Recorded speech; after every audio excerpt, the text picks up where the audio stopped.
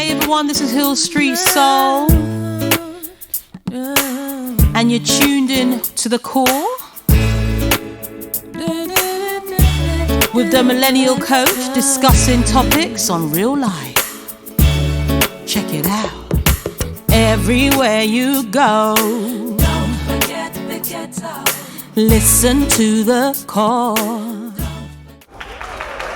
What up people, it's DaMillennialCoach. I'm back with day 2 on red flags in an organisation. Today I'm talking about leadership. So if you listened yesterday, you would have heard me talking about invisible leadership.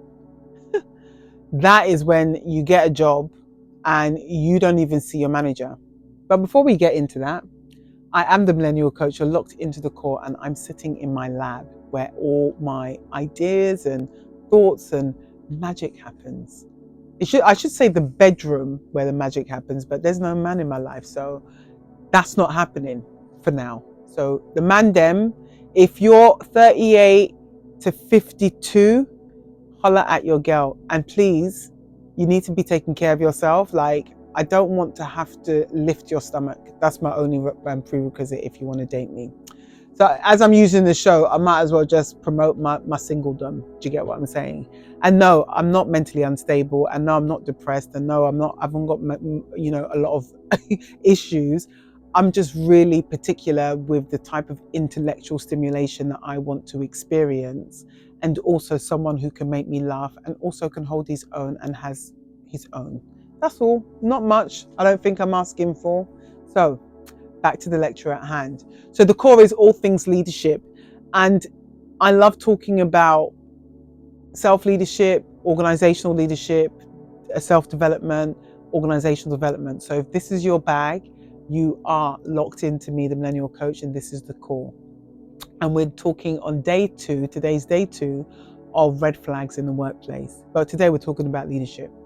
But my television topic for today, remember, this is cuffing season, okay? So if you've got a man, so I'm only crying for I'm feeling sorry for myself.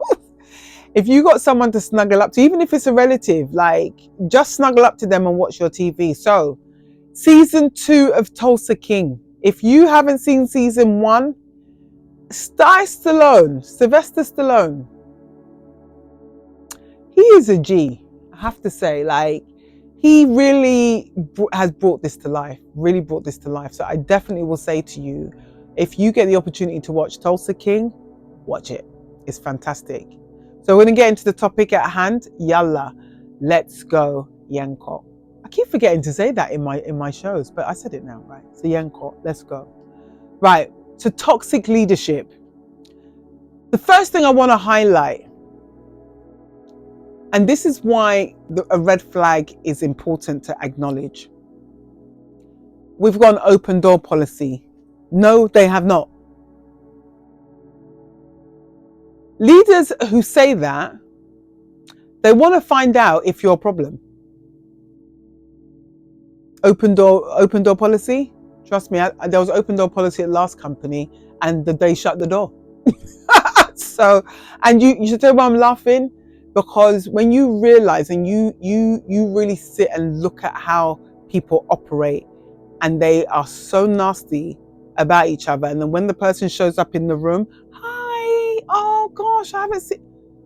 I'm not that person. I don't suffer fools like that. I think they're fake, and so open door policy, don't fall for it, because a company. HR is there to protect the company. Open door policy is actually a liability to an organization. So if you don't get that, you will actually find yourself jobless. Open door policy? No. Don't trust it. My suggestion, if you are going to an organization you're not happy working there, you need to find an external outlet to vent to. Don't trust the staff, because half of them who are speaking poorly about the organization will never ever speak up about the organization. They're cowards. So I definitely will say, remove yourself from talking to people. And if you listen to, I can't remember which episode it was and from what show it was, But there was a woman that's saying, oh, you should come to me. I want to help you. I want to support you. I want to coach you. Go to her. And then you're exposing the whole conversations in a meeting with people. Toxic. That woman is toxic. And this is why open door policies don't work, because people are more concerned about themselves looking like the savior and the hero than actually being helpful or nice and kind to people. Second thing is, we are a family. That is toxic leadership. Toxic leadership. You're not a family, because if you were a family, what that tells me is you're never going to sack your brother or sister because they need the income, right? And if you sack them, you're going to have to take care of them, correct? So when we say we are family, that tells me that there's a lot of things hidden under the rug. There's a lot of issues that are unresolved. There's a lot of disrespect. There's a lot of silent treatment that people have. And this is where conflict resolution doesn't work. And the thing is, I'm the kind of person, I come into an organization and I can see very clearly what the problems are. And when I start addressing them, everyone starts having a meltdown. But you're bringing me in as an L&D person, organizational development person, and I'm saying to you, this is an issue, so we need to start working through it. And then I'm the issue because I want to work through it.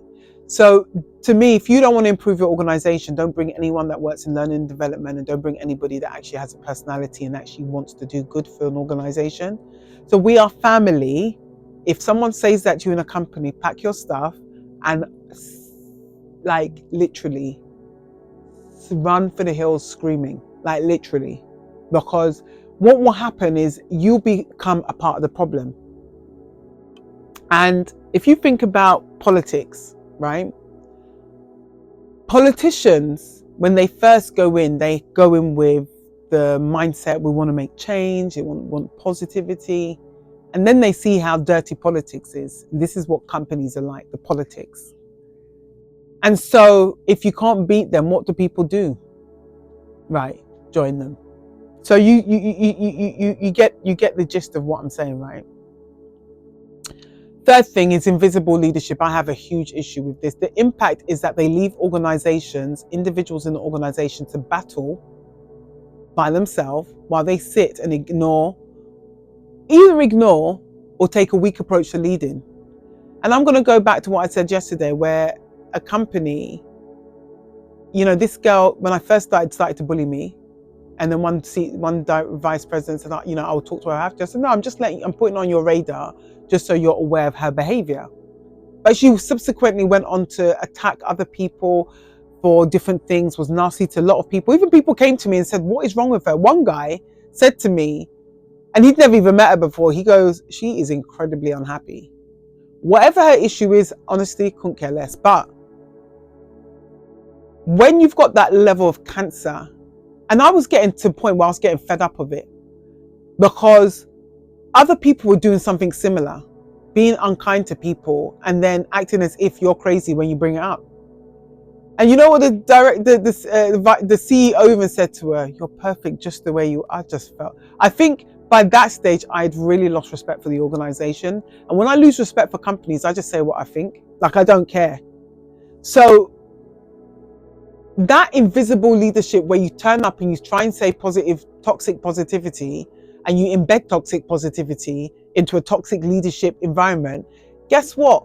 Do you know how many people have told me they hate that workplace, but they are there because they've got to pay their rent, and the money that the company pay is good salary, but to me is detrimental to your mental health long term. Invisible leadership are leaders who turn up when it's convenient for them and who show that they care when it makes sense for them. Invisible leaders are not going to support what you do until something goes wrong. And then you will have visible leadership when something goes wrong. So the level of toxicity and red flags within that, when you don't see, like I would message my boss, how are you? Once every 2 months. Otherwise, don't hear from them. They want people to be completely autonomous, which is absolutely fine. I don't have a problem with that. But I believe if you're working in an organization, you need to be collaborative and connected. And also you need to be able to understand that maybe somebody just might want to have a conversation, but no one ever saw you. So maybe you don't like what you're doing, or you actually don't like leading. And one of the things I always say to leaders, be transparent. Be transparent. Another toxic form of leadership or red flag to be aware of is covert anger. So I have observed, and I actually was really interested. There was 2 organizations I interviewed and 2 managing directors. They got angry with me because I wouldn't give them a response. You could see them getting red. They were white, but you can see them getting red. And I was thinking to myself, what kind of leadership is this if I'm only interviewing and not answering the question that you're in the way you want to hear the answer, and you are getting angry? That tells me there's a lot of fear in that company because of this person's way of exploding.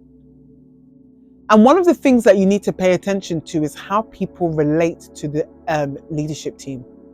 If there's a lot of fear and lack of collaboration, then you have a very toxic environment. And that's a huge red flag. So you're going to get nothing over the line. If you're not getting bonuses, you might as well just forget it. Don't even ask for it. If you ask for a pay rise, it might happen, might not happen.